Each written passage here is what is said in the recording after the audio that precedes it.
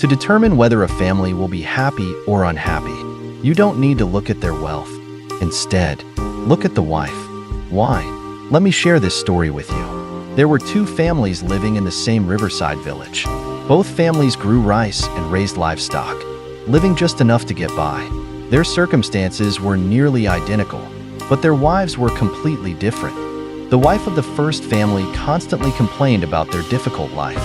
Every day, she nagged her husband, saying, "All you do is plow the fields, yet we never have enough to eat. Look at other men, how capable they are."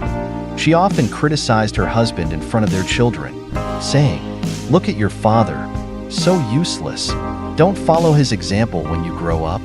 These words drained the husband's motivation. Each morning, he would head to the fields, doing just enough to finish his work. Afterward, he would sit by the river, lost in thought. As at home, he could only expect more criticism. In contrast, the wife of the second family was entirely different. She encouraged and motivated her husband every day. When he went to the fields, she would say, "You are the pillar of our family. I believe in you." When he brought home harvested rice, she smiled and said, "The rice smells so good today. It's all thanks to your hard work."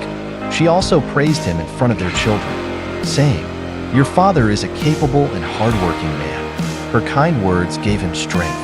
Every time he went to the fields, he worked with enthusiasm, and their harvests became more abundant. After finishing his work, he eagerly returned home to his wife and children, where their house was always filled with laughter. Over time, the first family grew poorer. The husband became exhausted, and the children had no positive example to follow. Meanwhile, the second family prospered.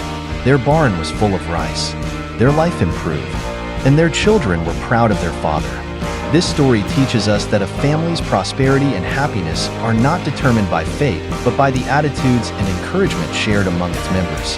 When family members support and motivate each other, happiness and prosperity naturally follow.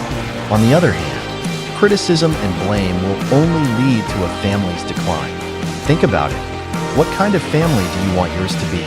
Tag your partner and reflect on this together. Let the encouragement start today.